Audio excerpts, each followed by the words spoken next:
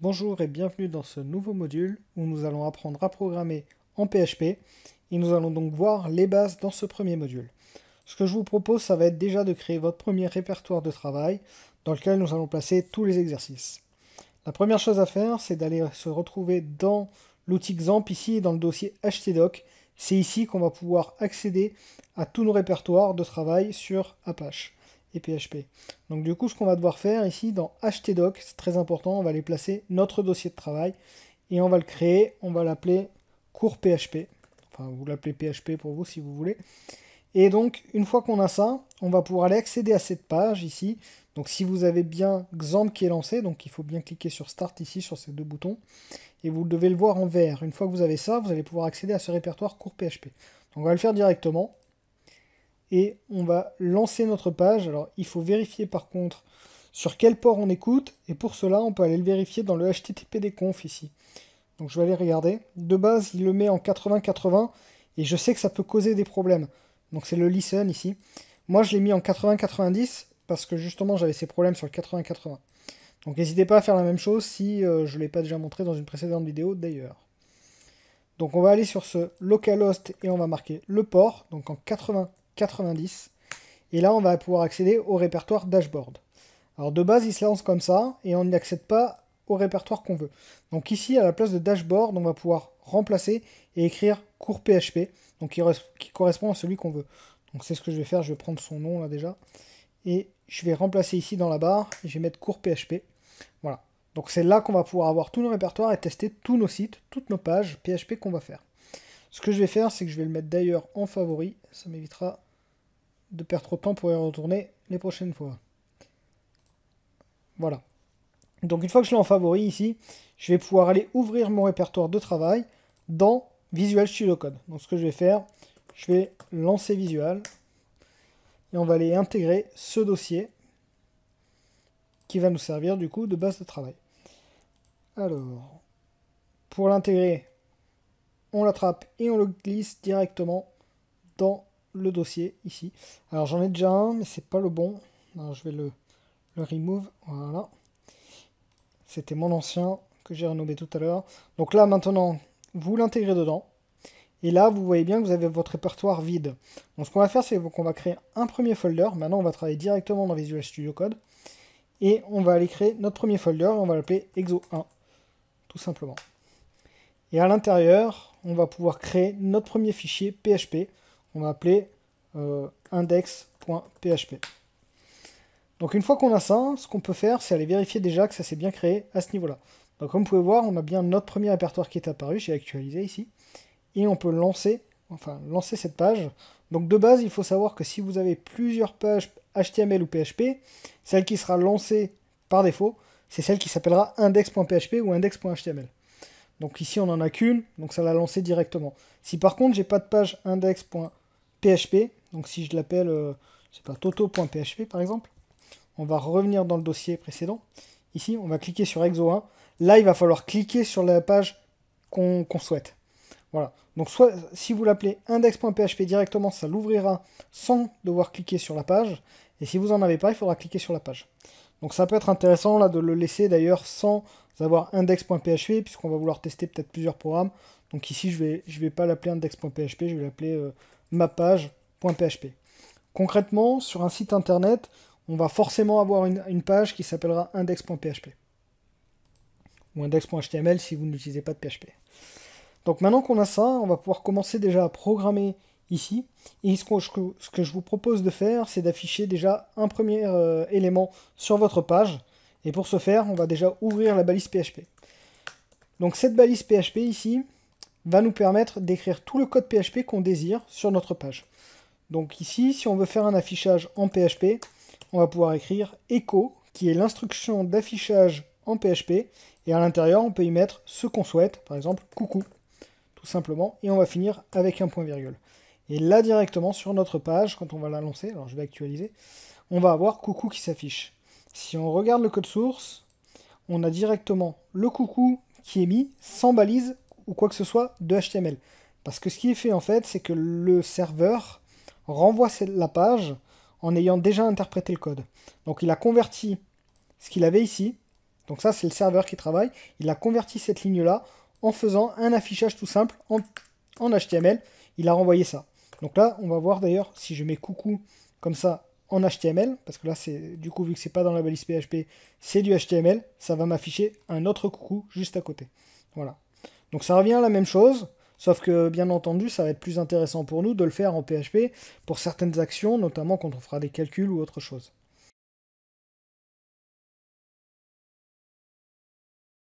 Avant d'aller plus loin dans la programmation du PHP, on va déjà s'installer un module supplémentaire, enfin une extension supplémentaire qui va nous servir. Donc je vous invite à installer PHP Intelligence ici, qui va nous aider pour faire de l'autocomplétion, etc.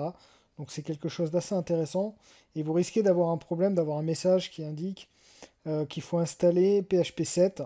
Dans ce cas-là, je vous montre directement ce qu'il va falloir faire. Il va falloir aller dans vos settings.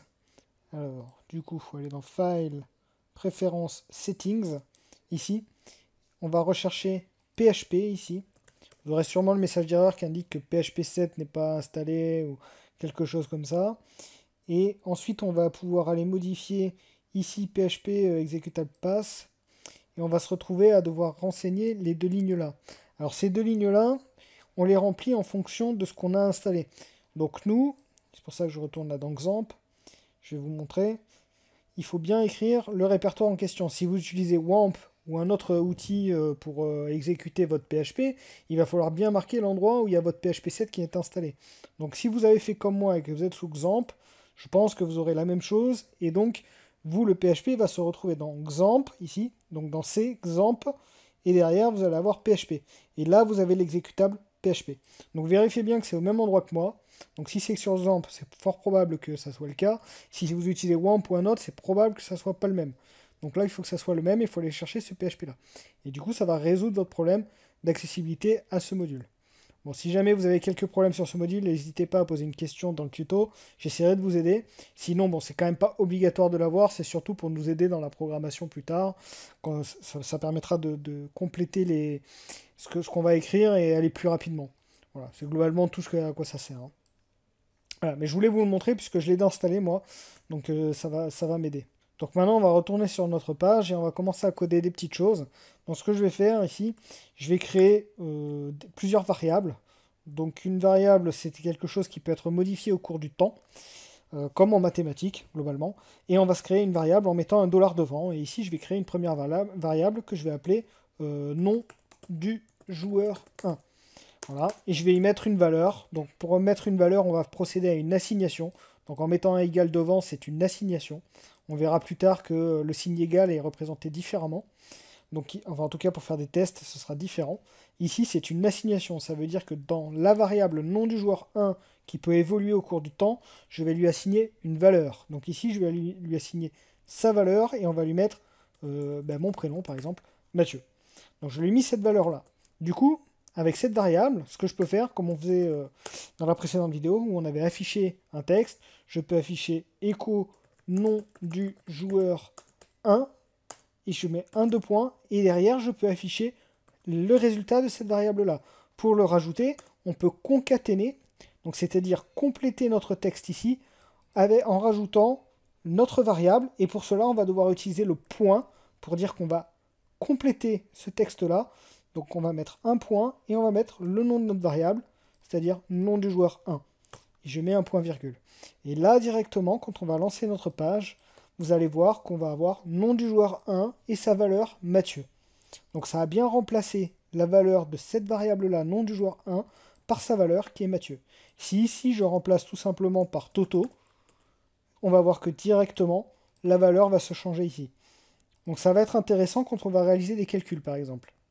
Je vais d'ailleurs vous en montrer un. Je vais marquer, alors je vais remettre Mathieu ici, et je vais faire un premier calcul en mettant par exemple une autre variable que je vais appeler âge, et je vais mettre 30 tout simplement. Et donc on va également réaliser un affichage de cette variable. Donc je vais marquer âge du joueur 1 et je vais marquer sa valeur, donc $âge. Et là on va voir à l'écran qu'on va avoir affiché l'âge. Alors par contre ça saute pas de ligne. Donc pour sauter une ligne, donc là je vais rajouter un saut de ligne et c'est ce qu'on fait en HTML. Donc c'est avec la balise BR, la balise auto-fermante BR. Donc c'est ce que je fais là, ça c'est un saut de ligne. Voilà. Donc on va sauter une ligne, et du coup, on va bien avoir âge du joueur 1 qui est apparu ensuite avec la valeur 30. Maintenant, si cette variable âge, comme je vous l'ai dit, une variable peut être modifiée au cours du temps. Si je veux pouvoir... j'ai gagné une année, donc enfin, il y a eu mon anniversaire, j'ai gagné un an, et tout simplement, ben, je peux compléter cette variable âge en disant que je vais lui rajouter plus 1. Donc je peux écrire âge reçoit la valeur, donc encore une fois c'est une assignation ici, reçoit son ancienne valeur, c'est-à-dire lui-même, âge, plus 1. Et donc là, directement, si je refais un affichage derrière, on est obligé de refaire cet affichage, hein, parce que sinon, on a réalisé l'action après le premier affichage, donc si on veut voir la différence, il faut réafficher après. Donc c'est bien ce que je fais là, et donc là, on devrait voir deux lignes. Alors, on a oublié de remettre un saut de ligne, donc c'est ce que je vais faire là directement. Donc je vais mettre un saut de ligne, et si j'actualise sur ma page, on va bien voir que au départ j'avais 30 ans, et derrière j'ai pris une année de plus, donc je suis à 31. Voilà ce qui est une variable, comme en mathématiques. Vous pouvez remplacer âge ou n'importe quoi par x, comme on le faisait en maths. Et tout simplement, ça peut être altéré au cours du temps.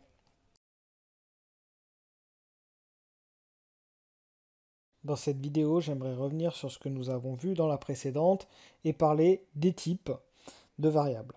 Donc ici, on peut voir que nous avons deux variables différentes. La variable nom du joueur 1, qui est une variable de type chaîne de caractères, string en anglais, et qui contient donc un texte.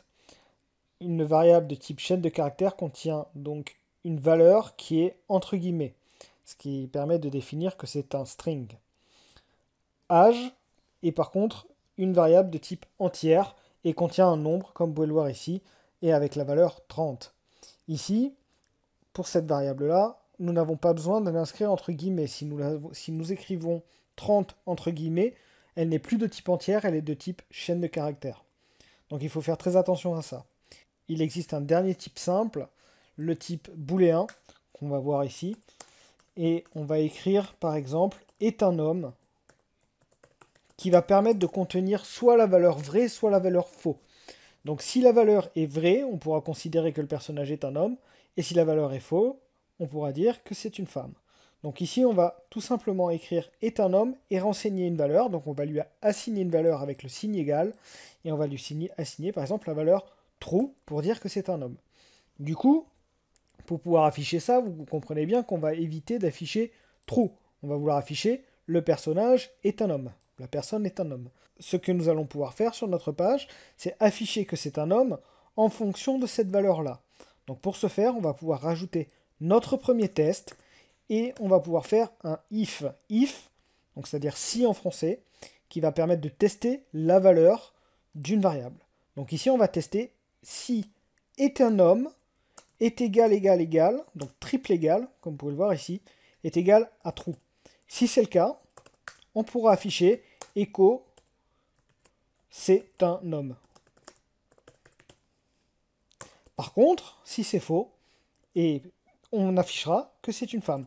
Et pour ça, on va pouvoir écrire else, c'est-à-dire qu'on c'est pas le cas, est un homme est égal à false. Ici, c'est équivalent. Alors, je vous montre également comment écrire un commentaire, c'est en mettant deux barres ici. Et on va pouvoir écrire dans le commentaire, c'est sous-entendu que est un homme, alors je vais copier ici, c'est sous-entendu que est un homme est égal à false. Donc ça, c'est la même chose. Hein. Vous êtes dans le else, c'est-à-dire que est un homme est égal à false. Et dans ce cas-là, on peut écrire, bah, vu que c'est faux, que la personne n'est pas un homme, on peut écrire c'est une femme. Et là, directement, si on retourne sur notre page, on pourra vérifier le résultat. Comme vous pouvez le voir à l'écran, je viens de relancer la page, et nous avons bien c'est un homme qui est affiché. Par contre, j'ai oublié de sauter une ligne, donc je vais le corriger directement. Et je vais rajouter tout simplement un BR à la suite ici. Et donc là, si je réactualise, on peut bien voir que nous avons l'affichage c'est un homme. Ce qu'on va faire, c'est que maintenant, on va enlever true et on va mettre false. Et vous allez voir que directement, on va pouvoir avoir la valeur c'est une femme. Voilà. Donc grâce à ce booléen-là, on va pouvoir tester si c'est vrai ou si c'est faux. Et dans l'un des deux cas, on affichera c'est un homme, et dans l'autre cas, on affichera c'est une femme. Voilà comment réaliser des tests et utiliser des booléens. Donc on aura vu dans cette vidéo les types, donc je les rappelle, string, entier, integer en anglais, et les booléens.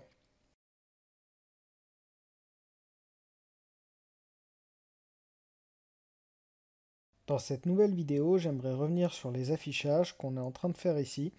Pour le moment, on affiche tout dans la balise PHP, on réalise du code PHP qu'on affiche et on utilise quelques balises HTML comme la balise BR pour faire des retours à la ligne.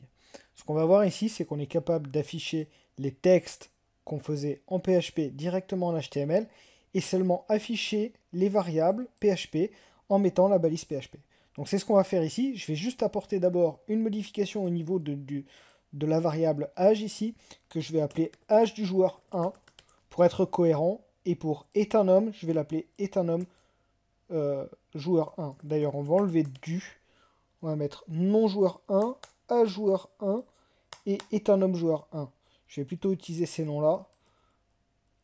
Pour la suite du programme, ça sera bien plus intéressant de les avoir comme ça. Et je fais les modifications nécessaires à tous les endroits où on utilise ces variables. On va déjà vérifier que ça fonctionne bien, qu'on n'a pas créé d'erreur en faisant ça, en actualisant ici. On remarque que nous n'avons pas d'erreur. D'ailleurs, j'ouvre la console en faisant F12 ici, sur Chrome du coup, pour pouvoir voir si on a des erreurs particulières au niveau du navigateur. On va ensuite changer les affichages, comme je vous ai dit, et pour ce faire, on va déjà fermer la balise PHP au niveau des variables. Donc ici, en faisant ça, on a tout cassé, comme vous allez voir. On va se retrouver à avoir les échos, etc. Donc on a tous les affichages et on n'affiche plus le résultat de nos variables ici. Pour réafficher ces variables, il va falloir tout simplement réouvrir la balise PHP. Par contre, on n'a plus besoin d'écrire le écho devant, à cet endroit ici, et on n'a plus besoin d'écrire la concaténation, le point pour concaténer, et les guillemets. Donc on peut tout simplement écrire comme ceci, nom du joueur 1, 2 points, et ensuite on va réouvrir le PHP, et on va marquer écho devant la variable, et une fois qu'on a affiché ça, on va refermer la balise PHP. Comme ceci. Pour le BR, ici, le saut de ligne, vu que c'est une balise PHP, il n'y a pas besoin de faire un écho devant, on peut faire directement comme ça. De la même manière, je vais aller très vite sur les suivants, et je vais faire exactement la même chose. Ici, comme vous pouvez voir, nous avons un calcul qui est réalisé, donc ce calcul doit être présent dans une balise PHP. Sinon, ça ne fonctionnera pas. En HTML, le navigateur n'est pas capable de réaliser le calcul. Ici, le calcul ne peut être réalisé que par le serveur, c'est-à-dire avec les balises PHP. Pour la partie en dessous, je vais la laisser tout simplement comme ceci. Donc j'aurais pu, bien entendu, faire de la même manière, fermer la balise PHP au niveau du if, ici, et faire un écho. Voilà, d'ailleurs, on va le faire. On va quand même aller le faire. Pour l'exemple, en tout cas, j'aime pas cette méthode d'affichage et je reviendrai dans la vidéo suivante sur le précédent. Mais je voulais quand même vous la montrer. Donc voilà, on affiche c'est un off si on est dans le if, ici qui est traité en PHP, qu'on ferme à cet endroit-là. Ici, on revient dans du PHP, on va réouvrir le PHP, qu'on va refermer après le commentaire, ici. Et on va également rajouter ici l'affichage en HTML directement de c'est une femme. Et à la fin, pour la collade, on va réouvrir la balise PHP qu'on va refermer. Donc ça, c'est une des possibilités. Regardons le résultat, on devrait avoir la même chose qu'avant. Ce qui est bien le cas, on a bien réalisé un autre affichage d'une autre manière, en mixant du PHP et des balises, enfin du HTML. Comme je vous l'ai dit, ici, on peut bien entendu intégrer des balises. Donc par exemple, si ici, je veux mettre une balise H1, qui est une balise de titre, je peux mettre une balise H1 qui va contenir tout ça. Donc j'aurais pu le faire déjà précédemment, hein, c'était pas un souci. Mais voilà, donc vous pouvez mixer du HTML, du CSS, du PHP et tout ce que vous voulez sur votre page. Le PHP est interprété par le serveur, qui renvoie ensuite la valeur de chacune des variables, ou tout ce que vous avez mis dans le PHP, qui est ensuite traité et affiché par le navigateur. Mais c'est bien le serveur qui réalise ces actions-là quand c'est dans des balises PHP ici.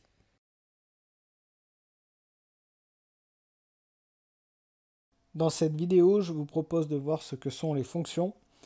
Déjà, je vais vous donner une définition. Une fonction, c'est un bloc de code qui peut être utilisé et réutilisé à plusieurs endroits dans un programme. Donc ça va être très intéressant pour structurer un programme en fonctionnalité. Donc c'est ce qu'on va faire là. Je vais déjà créer une première fonction pour tester et vous montrer comment ça fonctionne.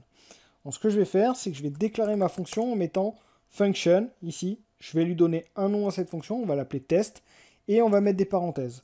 Ces parenthèses vont nous servir plus tard pour donner des informations à notre fonction, mais on y reviendra. Donc ici, on déclare notre fonction et on va faire un affichage. On va mettre à l'intérieur echo coucou, par exemple. Cet affichage-là, si j'actualise ma page, vous allez voir qu'il n'apparaît pas à l'écran. Ce qui est tout à fait normal parce que cette fonction-là, qui contient donc une ligne de code, n'est appelé nulle part. Notre programme principal ici, c'est les lignes qui sont tout au-dessus, n'appelle jamais cette fonction. Pour appeler cette fonction et réaliser son contenu, il faudra l'appeler en mettant directement son nom et les doubles parenthèses. Une fois que nous avons fait cela, si on actualise, vous allez voir que directement, on aura coucou qui s'affiche. Ce qui est bien le cas, on n'a par contre pas de saut de ligne, ce qui est normal puisqu'on ne l'a pas défini. Donc on va juste rajouter dans notre bloc ici un BR juste avant et juste après pour réaliser un saut de ligne avant et un saut de ligne après. Donc on rajoute ça et on va actualiser. Vous allez voir que ça va bien être réalisé au niveau de l'écran. Ça va bien s'afficher.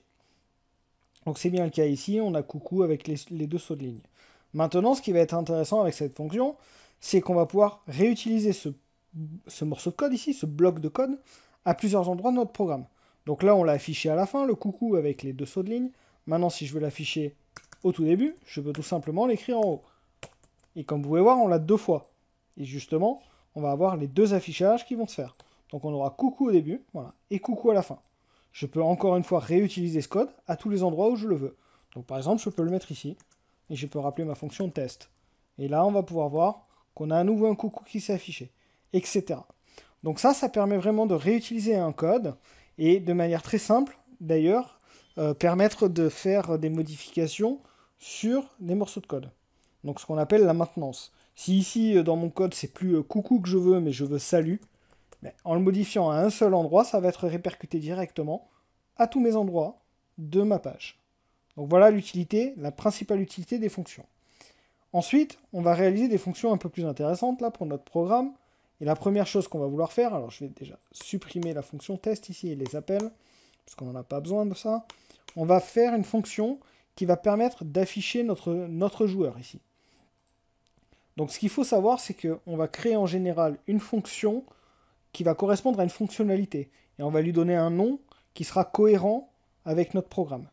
Donc ce que je vais faire ici, je vais créer une fonction que je vais appeler, alors je vais déjà supprimer le contenu, et je vais l'appeler afficher joueur. Donc je m'attends à ce que ça soit un affichage qui soit réalisé et qu'on affiche un joueur.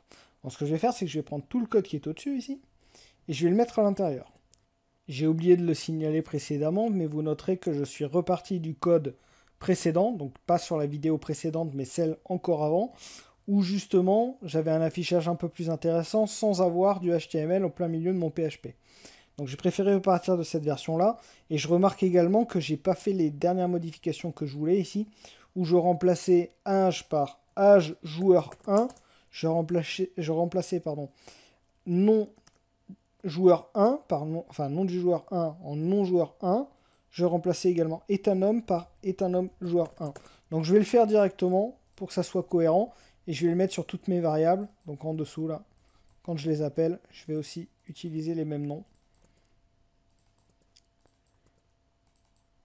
Voilà, donc je procède à ces modifications-là.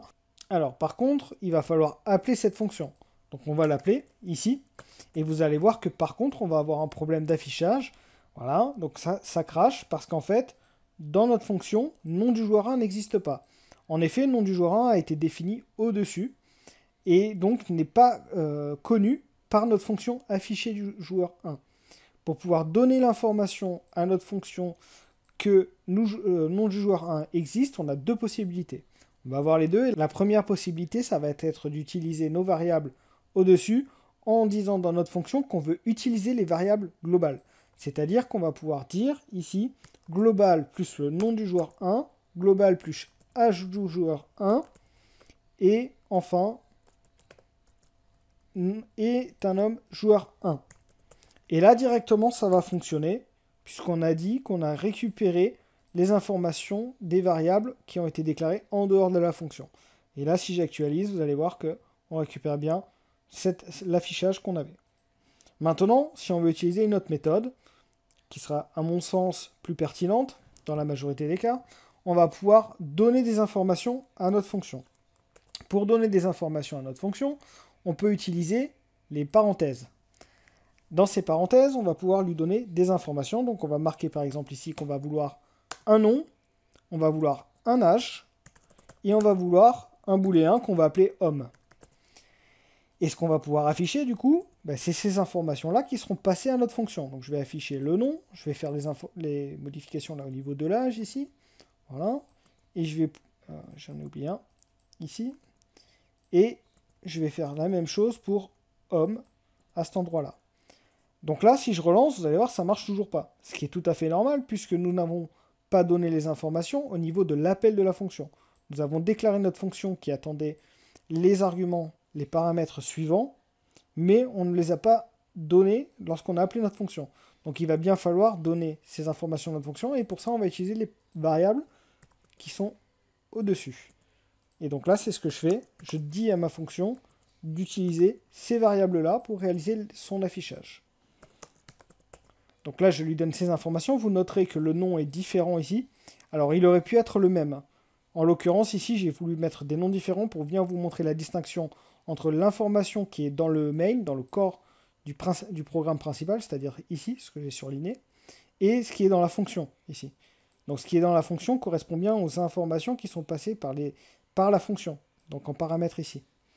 Donc là, si j'actualise, vous allez voir que ça fonctionne bien. Voilà.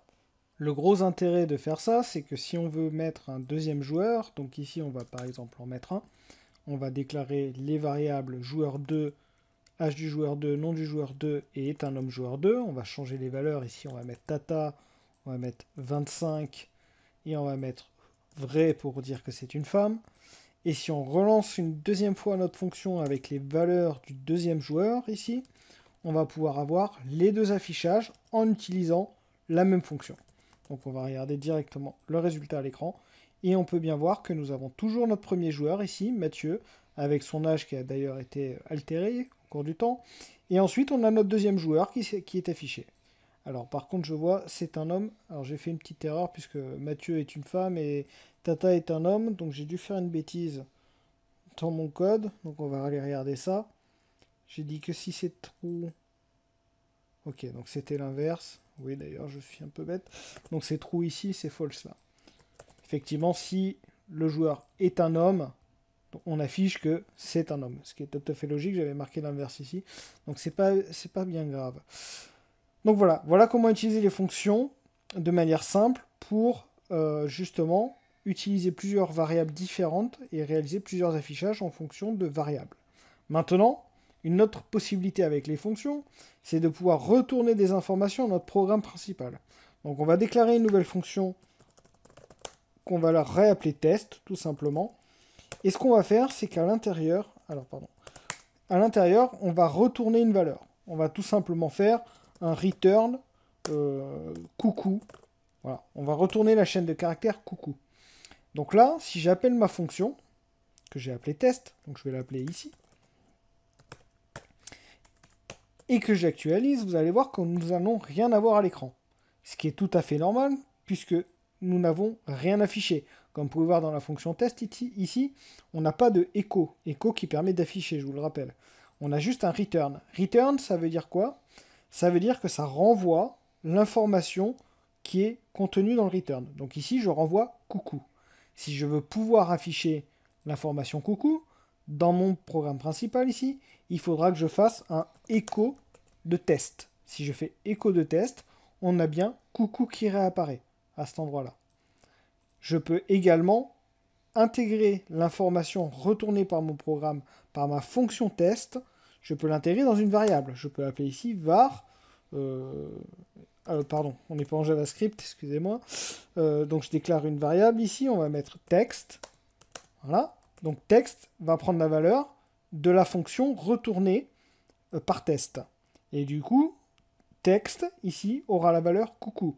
Et je peux faire un écho de texte.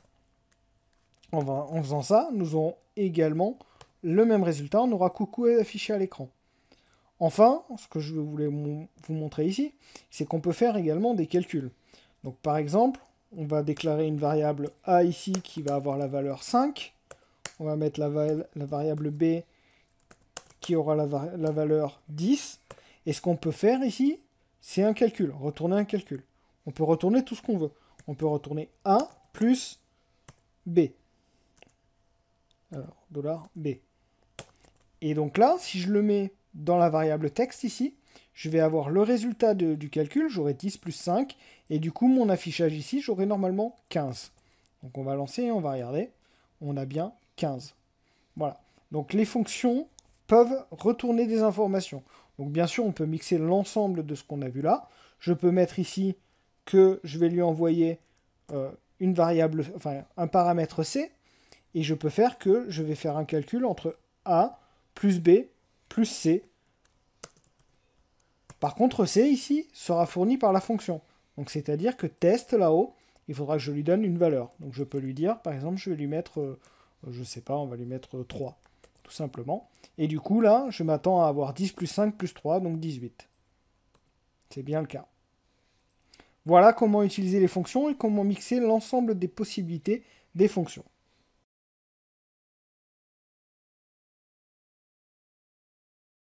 Bonjour à tous, dans cette vidéo je reviens sur les fonctions qu'on a fait la dernière fois et je vais supprimer déjà cette première fonction test qui ne nous sert plus à rien et je vais supprimer également son appel. J'ai également remarqué qu'ici j'avais laissé nom du joueur 1, enfin l'information 1 sur les propriétés ici de notre fonction afficher joueur, et le problème c'est que maintenant vu qu'on utilise la même fonction pour afficher les deux joueurs, bien sûr ici c'est plus pertinent, il faut mettre nom du joueur tout simplement. Ce que je vous propose de faire maintenant, c'est de rajouter une fonction qui va comparer deux âges ici et qui va afficher celui qui est le plus âgé. Donc on va faire ça en faisant une fonction afficher joueur le plus âgé. Et ce qu'on va dire, c'est qu'on va mettre deux âges. On va récupérer deux âges ici. On va récupérer âge du joueur 1 et âge du joueur 2. Et on va tout simplement tester si âge du joueur 1 est supérieur à âge du joueur 2. Dans ce cas-là, on va tout simplement afficher joueur 1 et le plus âgé. Sinon, on va afficher que c'est le joueur 2.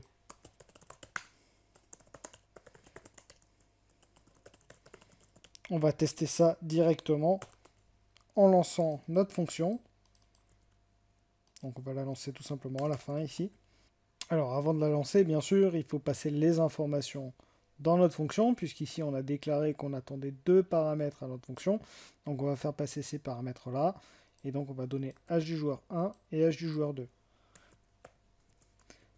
Donc vous remarquerez que ce coup-ci, j'ai utilisé le même nom dans mes fonctions. Et ce n'est pas un problème d'avoir l'appel et la fonction qui utilisent les mêmes noms de variables. Donc on va tout simplement pouvoir lancer et on va vérifier ce que ça donne. Et donc là, on a bien l'affichage que joueur 1 est le plus âgé. Alors j'aimerais améliorer un petit peu tous ces affichages là. C'est un peu tout tassé, donc on va rajouter une fonction. Je vais créer une fonction qui permet de séparer tout ça. Alors, on va faire function séparateur ou générer séparation. Générer séparation.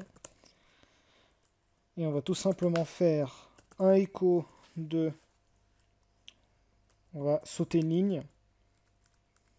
On va revenir à la ligne plutôt. Et on va afficher des tirets, par exemple.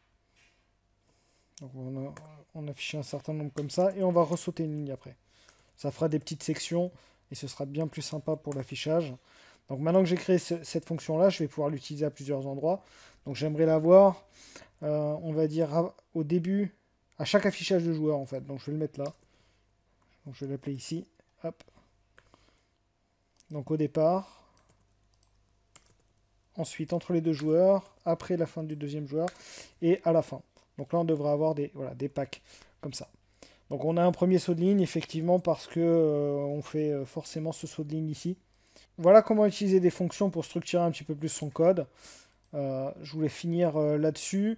Ce qu'il est important de comprendre, c'est que ici, dans un test if, c'est une expression booléenne qui est réalisée.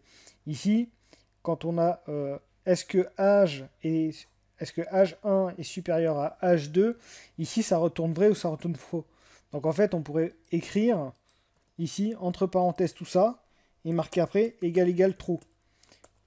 Voilà, pour compléter le test. Ça renvoie soit vrai, soit faux. Si ça rend vrai, ça rentre dans le premier carré, enfin dans le premier bloc ici. Si c'est faux, ça va dans le else, donc dans le deuxième bloc. De la même manière pour le test qui est ici, vous pouvez tout simplement supprimer égal true qui est inutile. Donc en fait, on peut écrire directement if homme, donc ça veut dire si c'est vrai ou si c'est faux. Effectivement, homme va avoir une valeur différente suivant ce qui a été renseigné dans la variable au préalable quand elle a été passée à la fonction. Donc on peut tout simplement écrire if valeur du booléen ici est égale à vrai. Et ça s'écrit comme ceci, ou ça peut s'écrire comme on l'avait écrit précédemment, triple égal true. Donc je vais la simplifier comme ceci, et ici je vais réenlever ce que j'avais mis en mettant entre parenthèses et triple égal true. C'est inutile. Je vais également en profiter pour supprimer ces trois lignes-là qui ne nous servent plus à rien, c'était juste pour le test. Donc je vais les supprimer. Avant de s'arrêter ici sur cette vidéo, je vais revenir sur un dernier point, sur les tests dans les if, et en particulier quand on teste sur une valeur. Donc par exemple, si je teste ici âge du joueur 1 qui est égal à 30, ce qu'il faut bien comprendre, c'est que quand on fait un test ici sur avec un triple égal sur une valeur, on va tester le type et la valeur. Donc c'est-à-dire la valeur 30 et le type, c'est bien un entier. Donc ce qui est bien le cas ici, on teste sur la valeur et sur le type. Par contre, si j'écris ici double égal 30, ça va fonctionner de la même manière, mais on va plus tester sur le type. C'est-à-dire que si âge du joueur 1 a la valeur 30 en chaîne de caractères, c'est-à-dire comme ceci, ça fonctionnera. Donc il faut vraiment comprendre le fait que double égal ici, c'est un test sur la valeur seulement, et triple égal, c'est un test sur la valeur et sur le type. En règle générale, il vaudra mieux privilégier un test sur la valeur et sur le type, c'est-à-dire en utilisant le triple égal. Donc pour illustrer ça, on va réaliser un test ici, et je vais tout simplement afficher un message. Alors je vais déjà mettre un saut de ligne, et je vais mettre c'est égal. Voilà, et donc on va bien tester que âge du joueur 1 ici est égal à 30. Alors on est dans notre fonction, c'est cette valeur-là, enfin ce paramètre-là, pour le coup, qu'on teste. Donc là, je vais tester si c'est égal à 30 en chaîne de caractères. Et vous allez voir qu'ici, ça va bien rentrer dedans, et je vais avoir le message c'est égal. Donc c'est bien le cas, vous voyez. Alors que 30, enfin âge du joueur 1, c'est un entier. Ici, on a testé sur une chaîne de caractères. Par contre, si je mets un triple égal, vous allez voir que ça ne rentre plus dedans, et du coup, c'est faux. Donc, il faut bien faire attention à bien tester sur le type et sur la valeur. Enfin, c'est un conseil que je vous donne. Donc, je vais supprimer ça qu'on n'a plus besoin. C'était juste pour vous montrer ce point de détail. On passe à la suite dans la prochaine vidéo.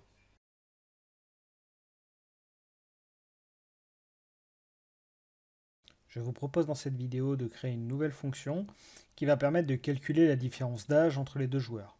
Donc on avait créé déjà une fonction qui permettait de vérifier si l'âge du joueur 1 était supérieur à l'âge du joueur 2. Ici, on va plutôt créer une fonction qui va vraiment afficher donc, la différence d'âge. Donc on va la créer directement, on va l'appeler fonction calcul différence âge. Et là, on va faire passer les deux âges des joueurs, donc comme on l'avait fait précédemment, ici. Et on va vouloir retourner donc la différence des deux âges. Pour le retourner, on va devoir faire, donc on va passer par une variable d'abord, donc on va déclarer var résultat, enfin on déclare la variable résultat ici, on va lui mettre une valeur, pour le moment je mets 0, et on va faire un return de résultat. Donc on va retourner le résultat de la différence d'âge. Donc pour avoir la différence d'âge, on va tout simplement faire âge du joueur 1 moins âge du joueur 2. Le seul problème, c'est que si l'âge du joueur 1 est inférieur à l'âge du joueur 2, ici on aura un résultat négatif. Donc ce qu'on peut faire très simplement, c'est dire que si résultat est négatif, donc si c'est inférieur à 0, on va tout simplement dire que résultat prend l'inverse, son inverse, et donc on peut écrire égal moins résultat. Maintenant, on va utiliser cette fonction et tout simplement, on va pouvoir aller l'appeler. Donc, on va faire la suite ici. On va faire var différence d'âge et on va appeler notre fonction. Var, pardon, on n'est pas en JavaScript. en PHP, calcul différence d'âge, et ici on va mettre tout simplement les deux joueurs, donc on va mettre âge du joueur 1 et âge du joueur 2.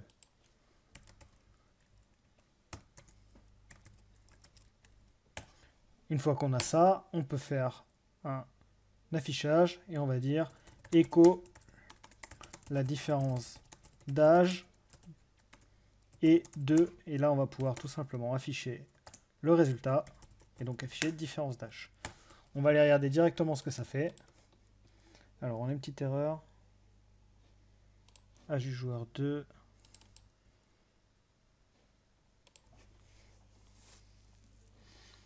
Alors, il dit que c'est en ligne 43. Alors, effectivement, là, j'ai fait sauter le 2 ici. Donc, d'ailleurs, on peut les renommer. Je vais mettre âge 2 et on va mettre âge 1. Tout simplement. Et là, on va pouvoir réutiliser ça ici. Voilà. Et donc là, si j'actualise, ça devrait être bon. Voilà, la différence d'âge est donc de 5. On peut rajouter en. Et si on met l'inverse, c'est qu'ici, on met 20. Donc là, on aura toujours 5 années d'écart, mais on va vérifier qu'on n'a pas de nombre négatif. Et donc, c'est bien le cas ici. On n'a pas de nombre négatif et on a été capable de gérer ça grâce au test avec un if.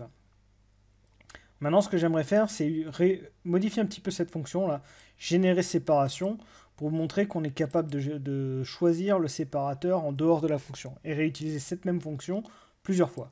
Donc ici, je vais pouvoir faire passer par exemple le séparateur. Et ensuite, donc je vais l'appeler, donc à l'endroit où j'appelle ma fonction générer séparation. Donc si je double-clique dessus, d'ailleurs c'est un petit tips ici, on le voit où c'est qu'il apparaît. Voilà, ça peut nous aider. Il apparaît également à droite, là on peut voir les petites cases où il apparaît. Ça nous aide. Et donc là, je vais pouvoir dire le caractère que je veux. Donc pour le premier coup, on va vouloir un tiret. Le deuxième, on va vouloir un plus, par exemple. Et ensuite, on va pouvoir mettre, par exemple, je sais pas, un slash. Et le dernier, on va remettre un tiret.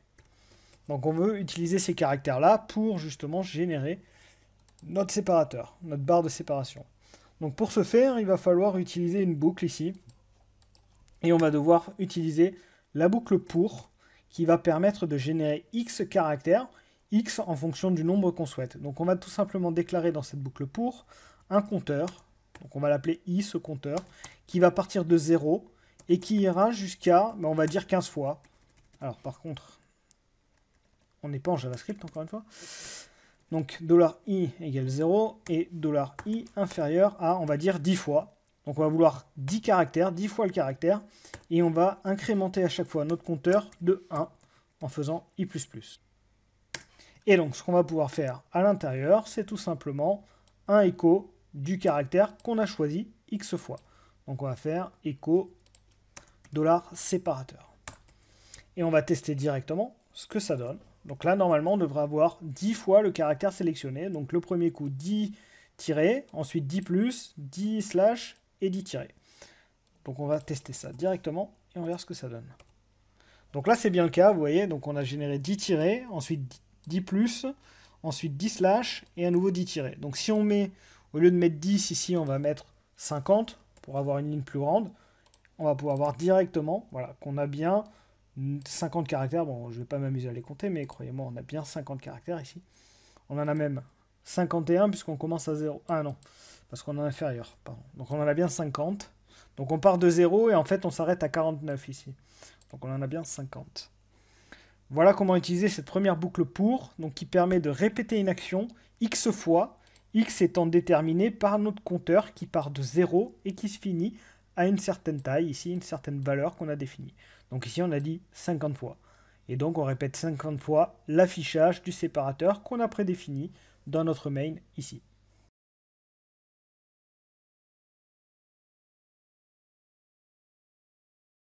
Dans cette vidéo, nous allons voir les constantes. Pour cela, on va revenir sur ce qu'on a fait dans la précédente quand on a généré la séparation, la ligne de séparation.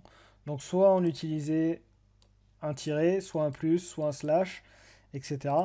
Et ce que j'aimerais maintenant, c'est que cette ligne de séparation soit générée en fonction d'une variable.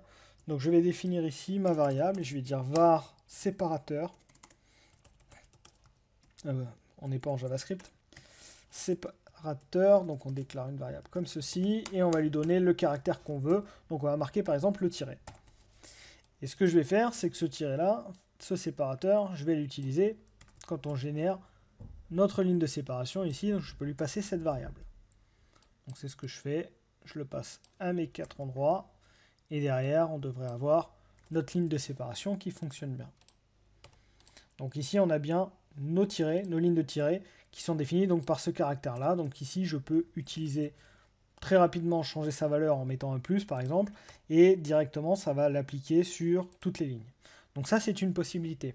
La seule chose c'est que ce séparateur-là, je vais le définir une fois et je ne le changerai jamais.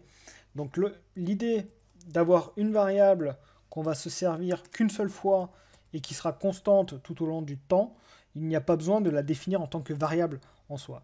Donc pour cela, on va déclarer une constante. Et pour ce faire, en PHP, on va dire que on va déclarer une constante qu'on va appeler séparateur, ici. Donc on peut l'appeler comme on veut, bien entendu, ça c'est le nom de la constante qu'on lui donne. Et ensuite, on lui donne une valeur à cette constante. Une valeur qui sera fixe, comme son nom l'indique, c'est une constante, ça ne bougera pas au cours du temps. Donc ici, on dit que séparateur aura le caractère plus. Et directement, je vais pouvoir utiliser ce mot séparateur à tous les endroits où je veux, et il aura toujours la valeur plus, ici. Donc si je reviens dans mes fonctions, quand on appelait ici, je peux mettre séparateur. Alors il n'y a pas de dollar à mettre ici, et il faut savoir qu'une constante s'écrit par convention avec tout en majuscule. Donc ça, c'est une convention de programmeur. Donc n'hésitez pas à l'utiliser. Enfin, je vous conseille vivement de l'utiliser d'ailleurs. Et donc là, en écrivant directement ça, j'ai défini une constante qui a la valeur plus. Et là, je l'ai mis dans toutes mes fonctions. Et directement, à l'écran, bah, ça va fonctionner pareil. Conceptuellement, c'est mieux de passer par une constante dès lors que notre variable, entre guillemets, ne change pas au cours du temps. Donc ce qui est le cas ici.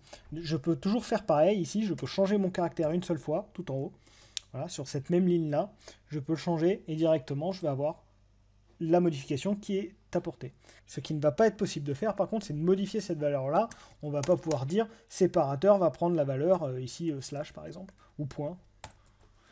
Voilà. Donc là, ça ne marche même pas, vous voyez, ça le met en rouge. Donc ça, c'est plus possible. Derrière, on ne peut pas non plus écrire à nouveau define séparateur et mettre plus. Ici, ça ne fonctionnera pas non plus. Voilà, ça dit que la constante séparateur est déjà définie, donc ça crée une erreur, tout simplement. Donc on ne peut pas redéfinir une constante une fois qu'elle est définie. Et c'est une propriété qui est assez intéressante conceptuellement et qui permet d'éviter des erreurs. Donc je vous invite à l'utiliser dès lors que vous avez besoin d'avoir une variable constante qui ne change pas au cours du temps. Définissez-la en tant que constante.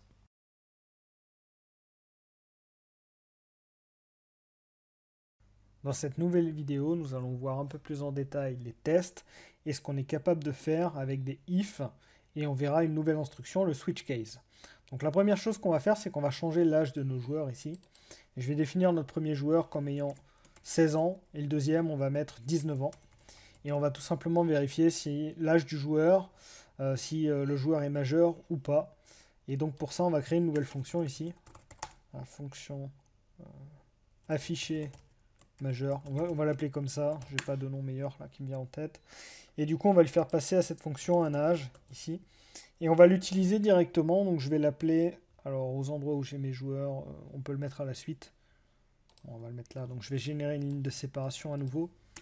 On va appeler notre fonction afficher majeur. Alors cette fonction fera un affichage, donc je vais l'appeler directement, et je vais appeler âge du joueur 1, et je vais faire la même chose, je vais afficher ensuite âge du joueur 2. Donc je vais l'appeler une deuxième fois, et je vais remettre une ligne de séparation entre les deux, et je vais remettre une ligne de séparation à la fin. Voilà. Ça, et on va faire passer, voilà, âge de séparation 2. À l'intérieur, on va faire un écho de l'âge pour le moment, et on va lancer ça pour vérifier qu'on a un affichage correct. Voilà, donc on a 16 et 19, et on a bien nos lignes là, ici, donc c'est parfait. Donc ce que j'aimerais, c'est que dans cette fonction-là, en fonction de l'âge, j'affiche si le joueur est majeur ou pas. Donc je peux faire if âge supérieur à 18, on va faire un écho, il est majeur. Voilà. Et je peux faire donc else Alors, si je fais un else là et que je marque echo, il n'est pas majeur, c'est faux puisque 18 ans, il serait majeur. Donc, je peux soit le changer ici, faire un égal, ou alors ce que je peux faire, c'est faire un else if ici pour dire je vais tester un autre cas. Et mon autre cas, c'est est-ce que mon âge, par exemple, est égal à 18. Donc, triple égal 18. Dans ce cas-là, je vais pouvoir écrire, par exemple, il est tout juste majeur. Et ensuite, si je suis dans aucun de ces deux cas-là, je vais écrire il n'est pas majeur, tout simplement. Il est mineur, on va écrire. Il est mineur. Donc là, on gère trois cas différents. Et comme vous pouvez voir, on peut utiliser des else if pour combiner. Donc je peux même aller plus loin ici. Donc avant de tester, on va faire même un autre cas.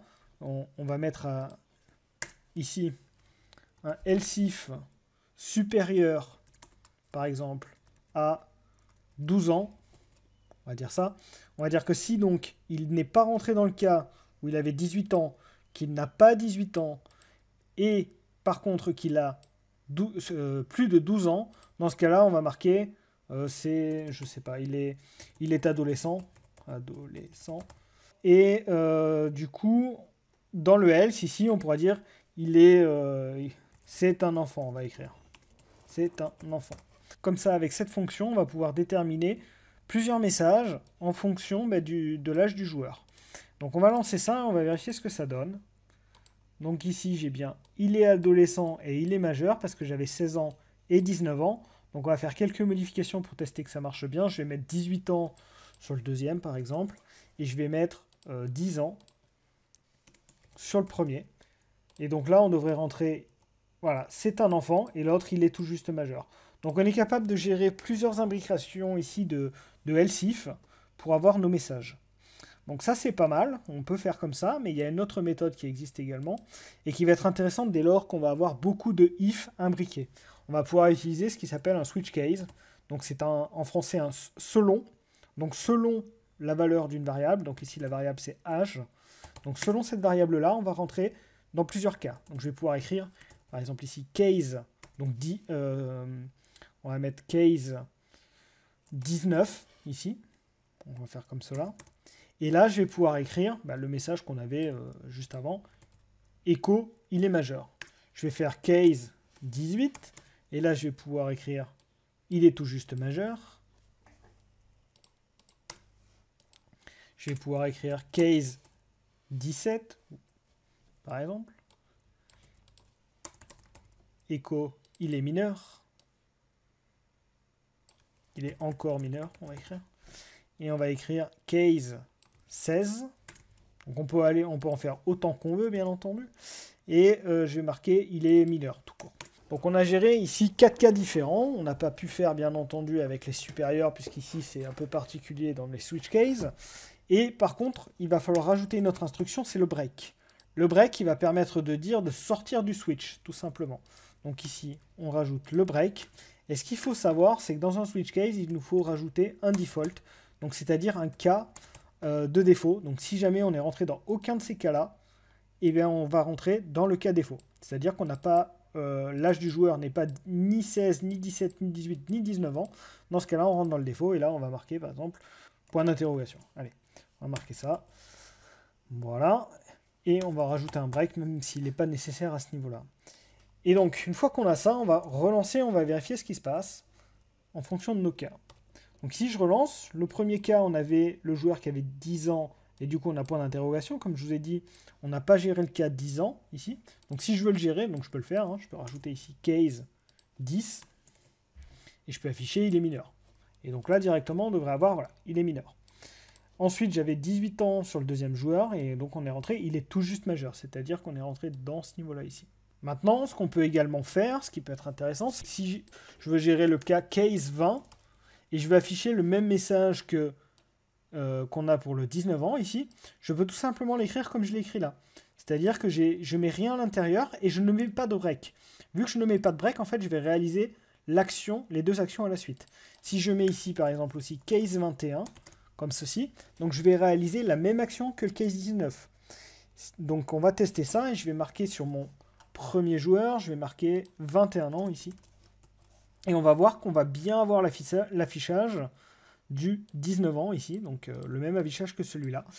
Donc on va actualiser, on va regarder ça directement. Donc on a bien il est majeur qui est affiché, alors qu'on n'avait rien écrit à côté. Par contre, si je rajoute un break ici, vous allez voir que directement, on n'a plus rien qui s'affiche. Donc voilà, c'est à vous de voir comment vous voulez le gérer, mais il faut savoir qu'on est capable de combiner comme ceci. Je peux également, si j'écris, donc là on va faire une autre chose, on va rajouter echo coucou, ça c'est juste pour l'exemple. Donc je mets echo coucou, donc si je suis dans le cas 21 ans, on va même rajouter ici echo coucou 2, ou salut. On va écrire salut là, et vous allez voir ce qui va se passer. Donc là, on a l'âge du joueur qui est à 21. Donc si j'actualise, on va avoir salut, coucou, et il est majeur. Donc en fait, on a eu les 3 messages qui se sont affichés. Ça a fait la première instruction, ensuite la deuxième, et ensuite la troisième. Si je change maintenant l'âge de mon joueur et que je le mets à 20 ans, c'est-à-dire le deuxième cran, vous imaginez bien ce qui va se passer. On va avoir l'affichage coucou et l'affichage echo, il est majeur. Donc voilà, regardez, et c'est bien ce qu'on a. Donc en fait, on n'a plus réalisé la première ligne, par contre, on a réalisé la suivante et celle d'après. Voilà, donc si je mets un break, bien sûr, ça va couper, comme on l'a vu tout à l'heure. Voilà ce qu'on est capable de faire avec un switch case. Donc à vous de voir à quel moment il faut l'utiliser. En général, c'est quand il y a beaucoup de if imbriqués et que c'est des valeurs définies. Donc au lieu d'écrire à chaque fois if âge est égal à quelque chose, par exemple, eh bien, on va pouvoir plutôt utiliser un case. Par contre, si on utilise un if supérieur à quelque chose, comme on l'avait tout à l'heure sur l'âge, pour dire s'il a plus de 18 ans, dans ce cas-là, on partira plutôt sur un if que sur un switch. Voilà les différentes possibilités que vous avez pour réaliser des tests.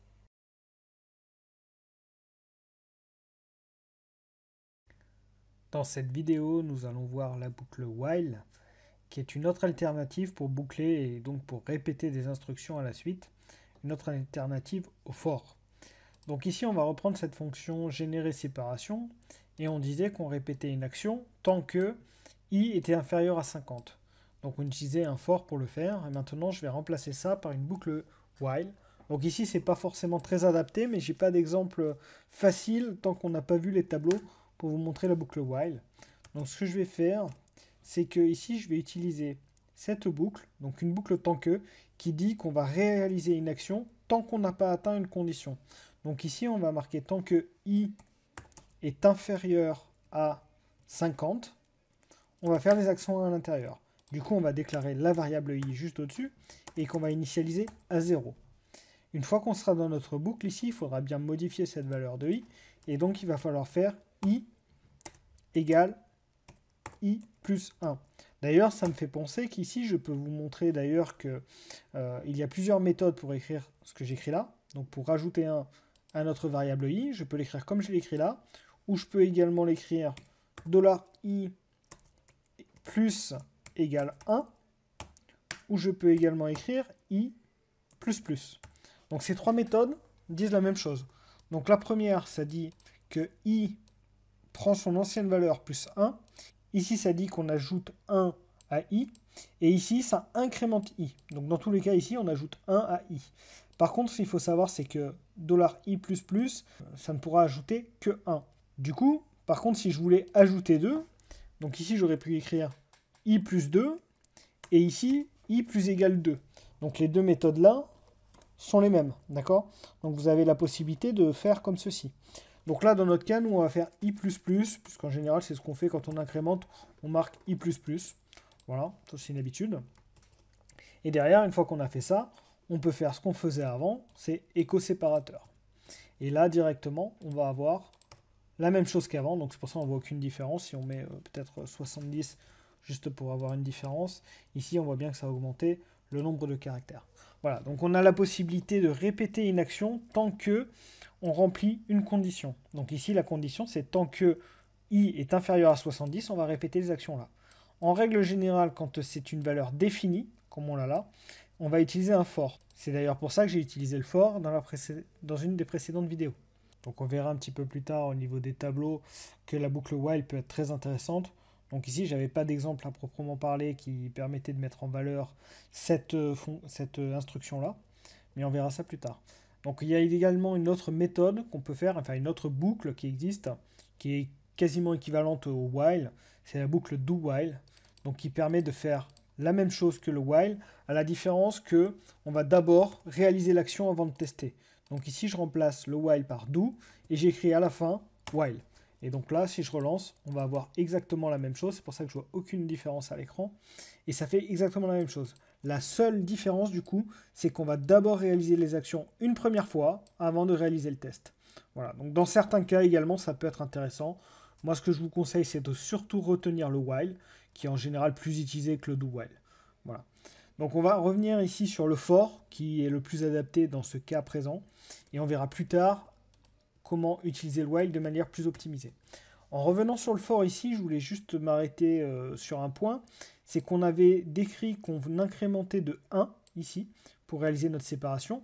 On est également capable d'incrémenter de plus de 1.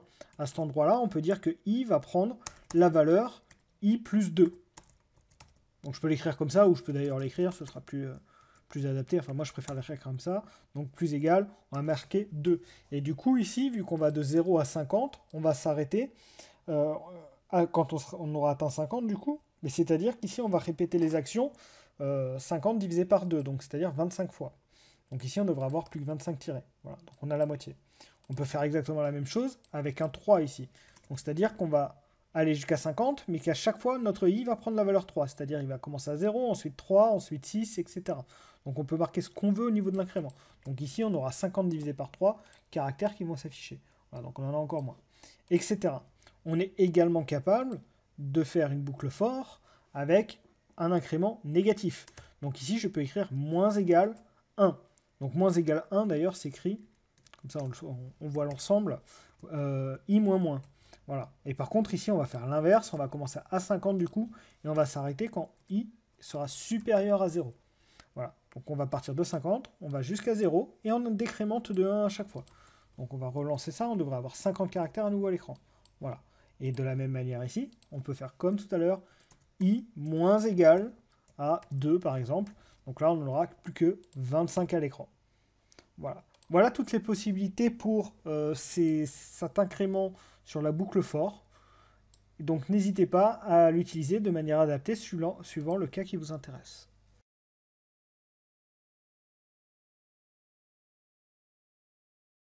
Dans cette vidéo, nous allons parler des tableaux et on va modifier légèrement notre code pour justement utiliser les tableaux afin de définir nos personnages, le joueur 1 et le joueur 2. Donc directement, on va déclarer un tableau comme ceci en disant, en lui donnant un nom comme toujours, joueur 1, et on va pouvoir indiquer que c'est un tableau. Alors vous pouvez mettre directement les crochets ou écrire avec euré entre parenthèses et marquer ce qu'on va mettre. Alors moi je préfère passer par des crochets ici, et on va définir des valeurs pour ce tableau-là. Donc on va définir la première valeur comme on avait défini auparavant Mathieu. On va définir en deuxième valeur son âge ici, et on va définir la valeur true pour est un homme. Donc on se retrouve à avoir un tableau qui a 3 cases, et on va pouvoir utiliser ce tableau par la suite. Je vais faire la même chose pour le deuxième joueur, et on va écrire joueur 2, et on va mettre les valeurs à l'intérieur, on va mettre comme la dernière fois, Tata 18, et la valeur false pour dire que c'est une femme. Alors un petit souci ici, voilà. Et ça, on va le mettre en commentaire. D'ailleurs, ça me fait penser, je vous donne un petit tips ici, vous pouvez survoler une zone, enfin des codes ici, si vous voulez mettre entre commentaires directement, vous pouvez faire CTRL et les 2 points, et ça va mettre en commentaire. Voilà, donc c'est ce que je viens de faire ici, hop, on met ça en commentaire. Bon là, si on relance, forcément, le code ne marche plus, on a tout cassé. Et ce qu'on aimerait, c'est réutiliser notre tableau ici, à l'ensemble des endroits où on utilisait avant les variables. Donc on va faire les modifications nécessaires.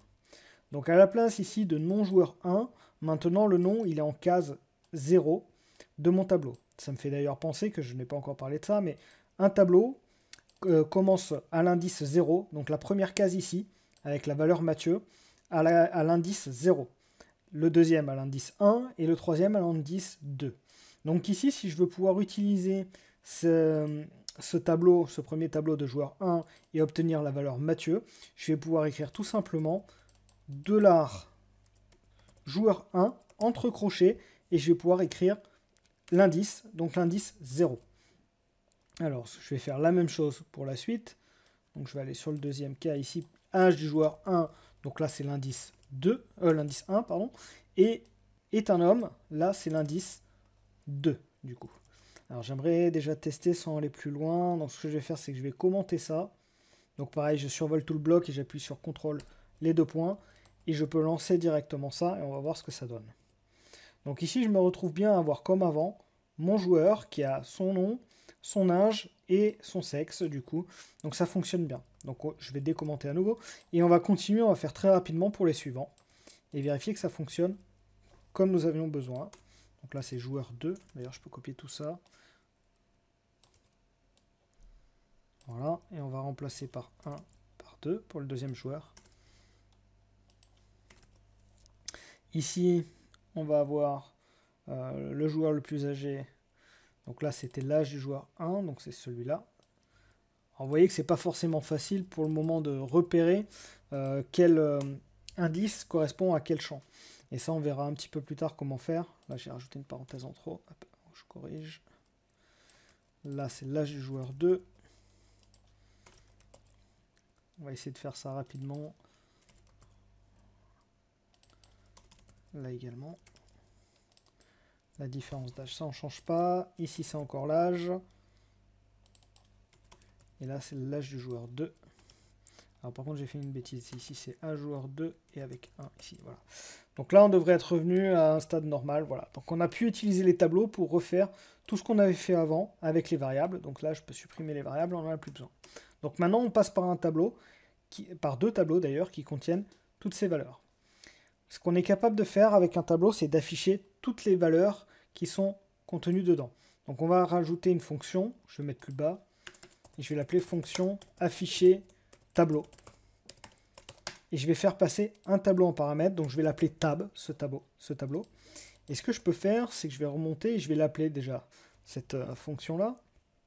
Et on va l'appeler à l'endroit où on a affiché le joueur 1 ici.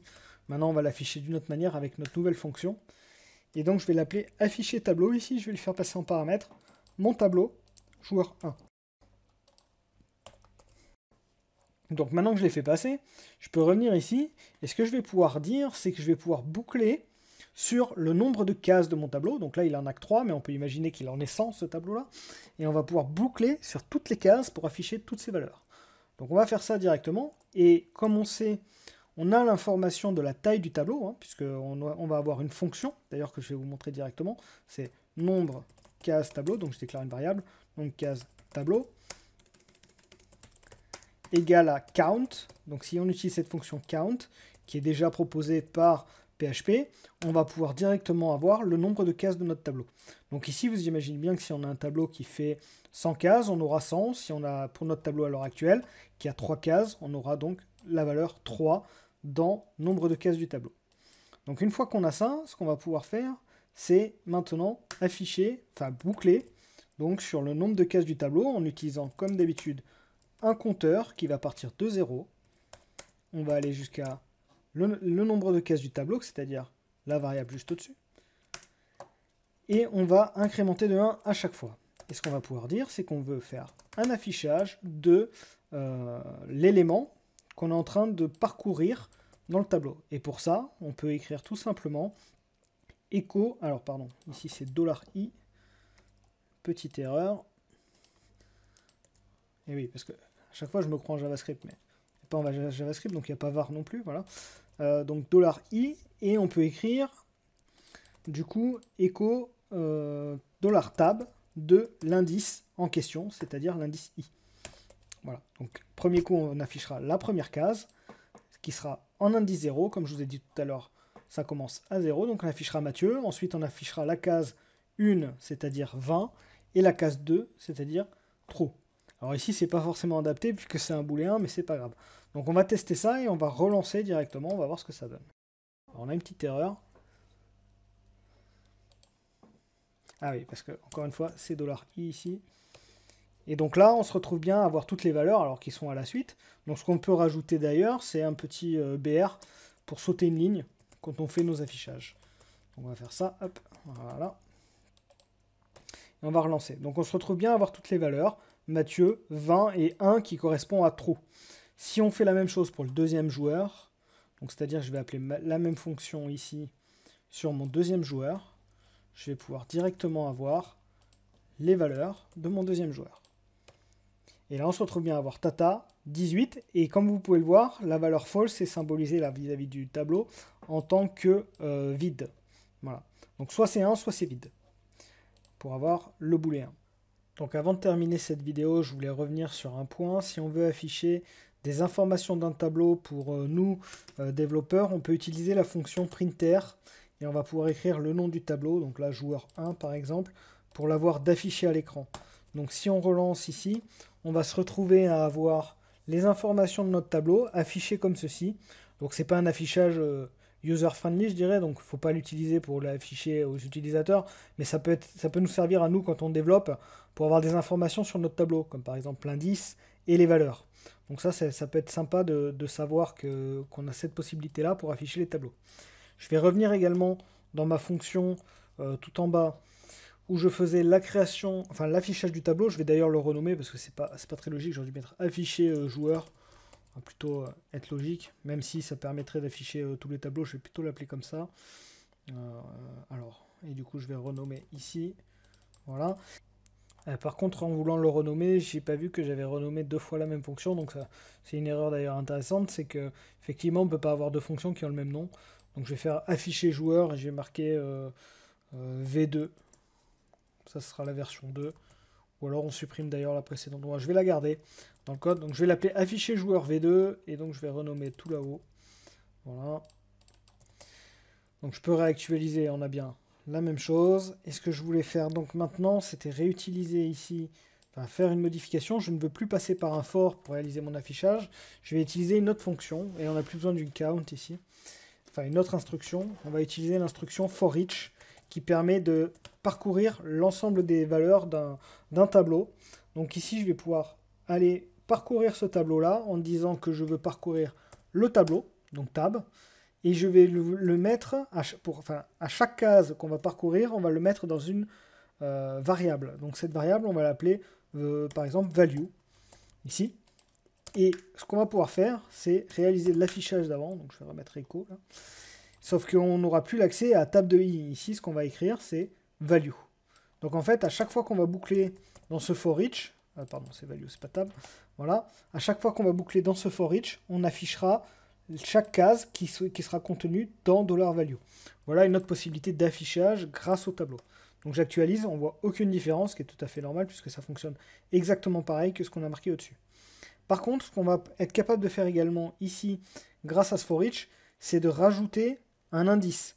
Donc ce que je peux faire, si je veux accéder par exemple à la case 0, enfin afficher à l'écran l'indice de ma case, je peux rajouter devant indice et mettre comme ceci, égale flèche, pour dire qu'en fait la valeur ira dans value ici et que l'indice ira dans indice. Et donc je peux afficher ici echo indice. On va concaténer en rajoutant un espace ou en mettant même 2 points devant. On concatène avec la value. Et derrière, vous allez voir qu'on va se retrouver à avoir l'indice de notre tableau et sa valeur. Donc voilà, si on veut pouvoir afficher cet indice-là, et on le verra dans la prochaine vidéo, que ça peut être très utile, surtout quand l'indice est autre chose qu'un nombre, comme on l'a là à l'heure actuelle. Donc on verra ça dans la prochaine vidéo.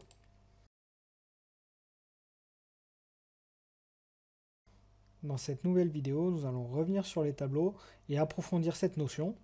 Donc ici, on avait défini un joueur qui contenait 3 valeurs ici, mais on avait un petit peu de mal à savoir quelle valeur correspondait à quoi, enfin à quel indice on avait quelle valeur. Ce qu'on va pouvoir définir, c'est qu'au lieu d'avoir un indice comme on avait précédemment, indice 1, indice 0, etc., on va pouvoir donner un nom à ces indices-là. Donc pour le faire, donc je vais sauter des lignes ici, je vais fermer le tableau ici plus bas, et on va définir pour chacune de nos cases un indice avec un nom. Et ici, on va donner comme premier indice, on va dire que ce sera le nom du joueur. Et on va écrire comme ceci avec égal, enfin on va faire une flèche, quoi, égal et chevron. Pour la deuxième, on va écrire que ce sera l'âge du joueur. Et enfin, pour le dernier, on va marquer est un homme, comme on l'avait avant. Voilà, et on va refaire une flèche également. On met pas de... alors, pardon, j'ai mis un espace ici, il n'y avait pas. On met bien sûr pas de virgule pour la dernière case, il n'y a pas besoin. On se retrouve donc à avoir ce tableau-là, et on va faire exactement la même chose pour le deuxième tableau. Donc je vais copier le premier, je vais juste remplacer les valeurs pour aller très vite. Donc ça va nous permettre de déterminer une structure pour nos joueurs. Et on va pouvoir utiliser ça de manière très facile par la suite. Donc maintenant qu'on a défini ces joueurs-là, ces deux joueurs, si on relance, encore une fois, ici, on va avoir quelques soucis sur certains affichages ici. Donc on a des problèmes. Donc on va pouvoir changer ça. Et on va pouvoir tout simplement, aux endroits où on utilisait les tableaux, changer les valeurs. Donc ici, on veut plus, c'était afficher l'âge. Donc ici, on va pouvoir écrire tout simplement que c'est l'âge. Ici également. Là, c'était la même chose. Voilà. Donc maintenant, on utilise le nom des indices, si vous voulez. Voilà. Et donc là, si j'actualise, ça devrait déjà aller mieux. Voilà. Donc on se retrouve à avoir ce qu'on avait besoin. Et donc très rapidement, on a pu donner un nom à nos indices. Donc ça va être très intéressant pour structurer nos tableaux et notre code. Une autre possibilité qu'on a, ça va être de créer des tableaux à multidimensions. Et pour ce faire, on peut tout simplement dire que joueur, on va faire un joueur 3 qui va contenir un tableau. Et à l'intérieur, on va y mettre le nom. Et on va imaginer que c'est un nom composé. Et donc ici, on va pouvoir définir que c'est un tableau. Et dedans, je vais pouvoir y mettre, par exemple, Toto. Et en deuxième, on va mettre la valeur Titi à ce joueur-là. Et on va copier très rapidement les autres valeurs sans les changer, comme ceci. Donc je vais mettre qu'il a par exemple 20 ans ou 22 ans, que c'est un homme, on va mettre true. Voilà, donc on se retrouve à avoir un tableau, deux tableaux. Alors j'ai un crochet en trop ici, voilà, ça devrait être mieux. Et donc, si on veut afficher ce tableau, on peut faire de la même manière. On va le rajouter juste en dessous ici. On va afficher ce troisième joueur. Et regardons ce que nous avons à l'écran. Donc ça nous dit que on ne peut pas faire la conversion d'un array en string. Donc si on veut pouvoir corriger ce problème-là, on peut tout simplement revenir dans notre boucle for each ici, qui permettait d'afficher notre joueur. En réalisant une modification, on va tester si le type n'est pas de type array. Et pour ça, on a une fonction qui est disponible, qui est is_array. D'ailleurs, vous pouvez voir qu'il y a un certain nombre de fonctions qui existent. Donc ici, on va utiliser la fonction isArray pour savoir si une variable est un array. Donc si ici, ce n'est pas un array, on va bien faire l'affichage comme on le faisait précédemment. Donc ici, je vais rajouter cette ligne-là qui affichait les informations de notre joueur. Donc je vais relancer et on va voir qu'on va avoir ce qu'on a besoin. Le seul problème, donc on a bien pour le joueur 1 et le joueur 2, on n'a aucun souci. Par contre, sur le joueur 3, ici, on n'a pas du coup l'information du nom parce que c'est un array. Donc si on veut pouvoir l'afficher ici, il va falloir rajouter une autre condition ici, enfin un else. Et tout simplement, il faudrait réafficher les informations du tableau. Donc ce que je peux faire, je peux copier ça de la même manière ici. D'ailleurs, on va le faire. Alors, je vais prendre juste ça, je vais le faire au fur et à mesure. Donc il faut reboucler ici. On va dire que c'est, par contre, c'est pas $table, ce qui est un tableau, du coup, c'est $value ici. Donc on va dire $value. On va mettre, on va pas faire aussi complexe, on va juste mettre as $subvalue. La sous-valeur, si vous voulez. Et on va faire, comme on l'avait fait, echo $value. Subvalue, pardon. Subvalue. Et on met un point virgule. Donc on se trouve bien à avoir Toto Titi et H attaché. Alors j'ai oublié de mettre un BR, on va se le rajouter quand même, pour que ça s'affiche un peu mieux. Voilà. Donc on va actualiser, et là on a bien comme avant Toto Titi. Le seul souci, c'est que si on a plusieurs niveaux, donc là j'ai fait un tableau multidimensionnel, mais avec deux valeurs, mais on peut imaginer avoir X valeurs. Donc pour ça, il faudrait à chaque fois aller boucler comme on vient de le faire là, ce qui est un petit peu stupide. D'autant plus que le for each ici, on l'a fait juste au-dessus. Donc en fait, ce qu'il faudrait faire, c'est remplacer cette partie-là en rappelant en fait le tableau lui-même. Donc ce qu'on peut faire, c'est supprimer ces lignes et rappeler notre fonction, afficher joueur 2 en appelant sur le nouveau tableau qui est value. Voilà. De manière récursive, on va pouvoir avoir nos affichages des informations. Alors ici, on n'avait pas donné d'indice pour le deuxième tableau, ici, celui qui contenait le nom, Toto et Titi, mais on peut faire de la même manière, donc on va le faire. Ici, on va déclarer des indices pour ces nouvelles valeurs. Donc ici, on va marquer tout simplement, par exemple, nom, deux points, ou nom tout court. Voilà. Et on va mettre le deuxième, ça sera le prénom. Voilà, si on voulait un nom un peu plus complexe, on peut écrire comme ceci. Et là, si j'actualise, on devrait avoir d'afficher nom et prénom. Voilà, Toto Titi. Donc ça nous permet d'imbriquer plusieurs niveaux, comme ceci, grâce au tableau multidimensionnel. Donc on pourrait aller plus loin, et si je voulais un troisième niveau, je pourrais faire de la même manière. Ça fonctionnerait très bien, puisqu'on a fait une fonction récursive. Voilà. Donc vous venez de voir les tableaux multidimensionnels et la récursivité. Une dernière petite chose avant de se quitter, si on veut accéder à une valeur de notre tableau multidimensionnel ici, on va pouvoir y accéder très simplement. Donc je vais rajouter un echo ici, en faisant echo joueur 3, et si je veux aller chercher par exemple le prénom ici, donc juste Titi, je vais pouvoir écrire que je vais aller chercher mon nom, alors pardon, nom qui est ici, et ensuite on va aller chercher prénom en imbriquant comme ceci les crochets. Alors il faut faire attention par contre à mettre bien les majuscules, et donc là on devrait avoir directement tout en haut ici le prénom qui s'affiche, voilà Titi. Donc c'est de la même manière, si je veux accéder au nom ici, je peux écrire que je vais aller chercher dans nom, je veux la propriété nom, tout simplement. Et donc je relance, j'ai bien Toto. Voilà comment accéder à une seule des valeurs d'un tableau multidimensionnel.